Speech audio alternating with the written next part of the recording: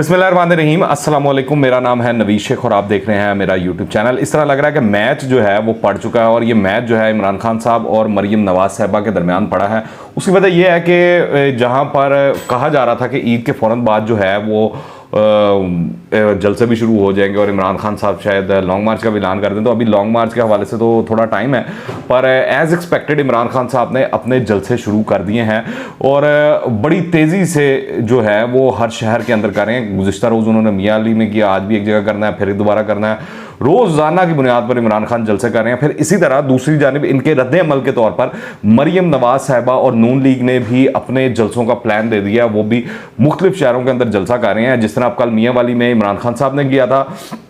तो फिर फतेह जंग के अंदर मरीम नवाज साहिबा ने जलसा किया, जहां पर इमरान खान साहब ने खूब खड़ाक किए हैं मियाँ वाली के अंदर। तो मरीम नवाज साहिबा ने भी कम जो है वो ताबड़तोड़ हमले नहीं किए या धुआंधार तकरीर उनकी भी बड़ी हैवी थी और दोनों जलसों के अंदर आवाम की भरपूर तादाद थी। मगर हमने सोशल मीडिया पर देखा कि नून लीग वाले जो थे वो बता रहे थे कि मियाँ वाली के अंदर आवाम नहीं आई और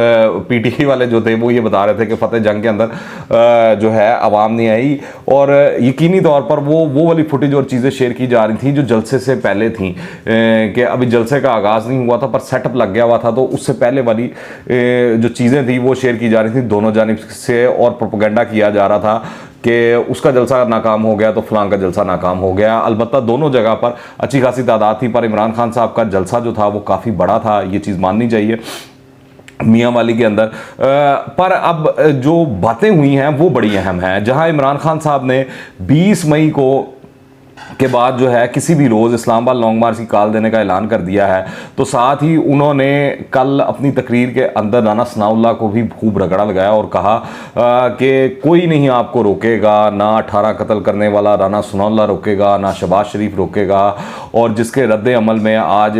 राना सनाउल्लाह साहब ने भी आकर बड़ी वो बातें की। उन्होंने कहा कि अगर मैंने 18 कत्ल किए होते तो मुझे अंदर करने के लिए फिर ये मनशियात वाला केस बनाने की ज़रूरत नहीं थी। फिर उन्होंने ये भी कहा कि अगर ये इस तरह की बातें करके लॉ एंड ऑर्डर की सिचुएशन बनाने की कोशिश करेंगे, आवाम को प्रवोक करने की कोशिश करेंगे, तो हम अपने कारकुनों को भी कहेंगे कि जहां बदतमीजी हो तो वहां पर उसका जवाब दिया जाए। साथ ही राना सनाउल्लाह साहब ने भी, आपको पता है वो उनकी तबीयत इस तरह की है और वो नून लीग में हॉक माने जाते हैं, तो उन्होंने भी तड़ी लगा दी। उन्होंने कहा कि अगर ये शेख साहब और ये जो है वो खून खराबे वाली बातें करेंगे या इमरान खान ये बातें करेंगे तो फिर इनको नज़रबंद कर दिया जाएगा, इनको अंदर कर दिया जाएगा। और वो जो शेख रशीद कहते हैं ना कि जेल मेरा ससुराल है और जो हथकड़ियाँ हैं वो मेरा जेवर है, तो इस हवाले से उन्होंने कहा कि फिर हम भी पीछे नहीं हटेंगे, हम भी जो हैं वो पूरा जवाब दिया जाएगा हुकूमत की जानिब से। तो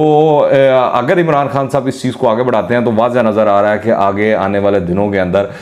दो सियासी जमातों के अंदर लड़ाई जो है वो वाज़ह तौर पर दिखाई दे रही है। और ये जो मैच है बड़ा हैवी पड़ चुका है सियासी तौर के ऊपर, क्योंकि नून लीग को इस तरह का इदराक है या लगता है कि इमरान खान साहब ने एक तरह से अपनी इलेक्शन कैंपेन शुरू कर दिया, तो वो क्यों पीछे रहे, और वो भी उन्होंने भी स्टार्ट कर दिया और वो हर जगह पर हर हवाले से तहरीक इंसाफ को काउंटर करने पर इस वक्त लगे हुए हैं। दूसरी जानिब आप देखें कि जो फतेह जंग के अंदर मरीम नवाज साहिबा ने तकरीर की, इस तरह लग रहा था कि उन्होंने गुज़िश्ता रोज़ वाली इमरान खान साहब की पॉडकास्ट भी सुनी हुई है और इसके अलावा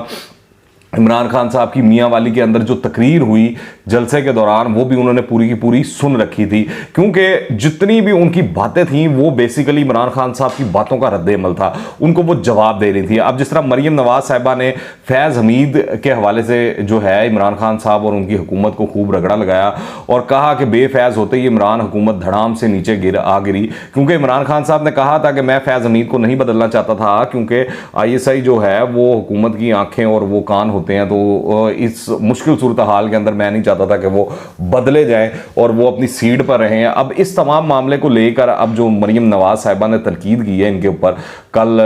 अपने जलसे के अंदर, तो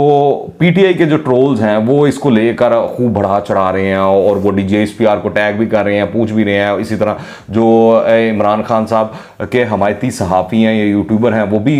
ये बातें कर रहे हैं और कह रहे हैं कि फैज़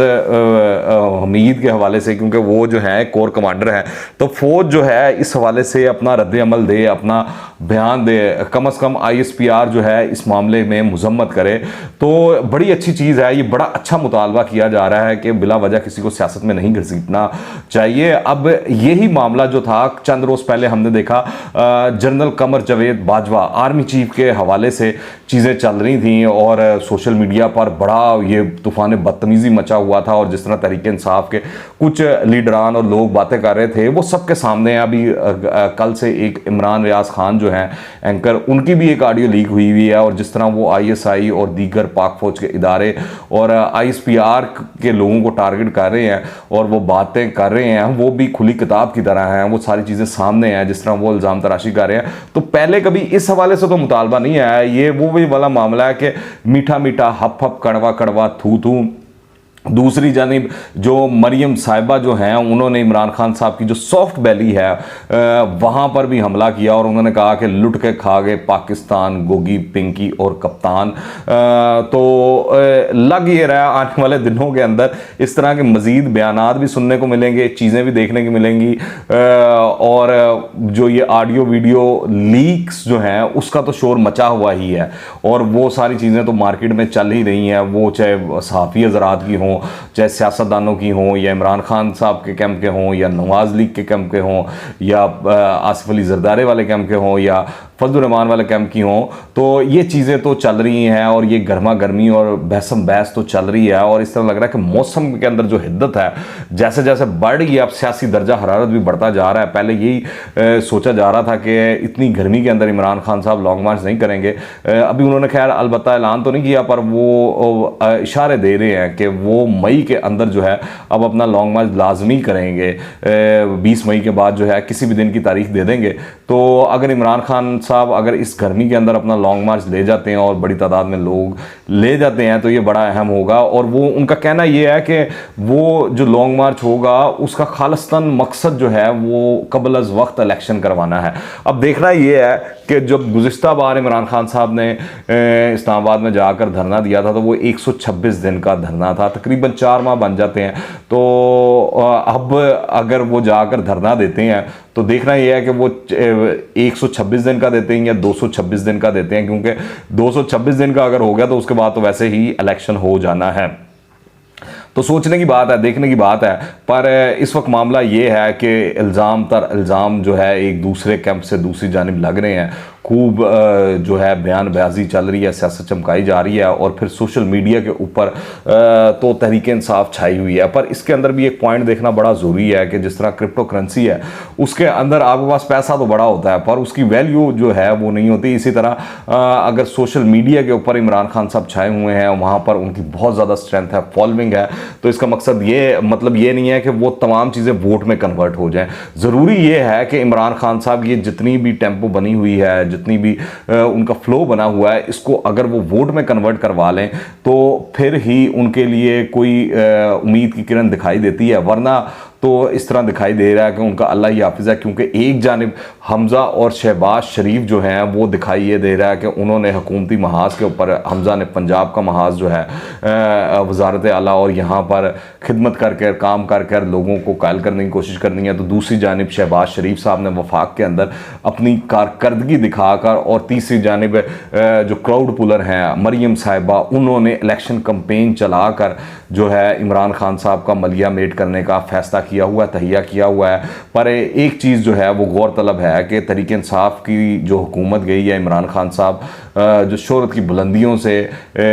पस्ती की जानिब गए, उसकी वजह सबसे बड़ी ये थी कि इमरान खान साहब महंगाई को कंट्रोल करने में नाकाम हुए। अभी गुज़श्ता रोज़ ही ब्रायलर की कीमत में भी 50 रुपये से ज़्यादा इजाफा हो गया, आटे की कीमत भी बढ़ गई है, बिजली की कीमत भी बढ़ गई है, कहा जा रहा है पेट्रोल की कीमत भी बढ़ानी पड़ेगी, डॉलर का रेट भी ऊपर जाएगा। तो असल सबसे बड़ा चैलेंज जो है इस मखलूत हुकूमत को, वो मेरे ख्याल से मईशत के महाज पे है। अगर ये आने वाले बजट में आवाम को रिलीफ ना दे सके या ना दे पाए तो मेरे ख्याल से इस मखलूत हुकूमत का हाल भी वैसा ही होगा जैसा इमरान खान साहब की हुकूमत का हुआ है। क्योंकि इमरान खान साहब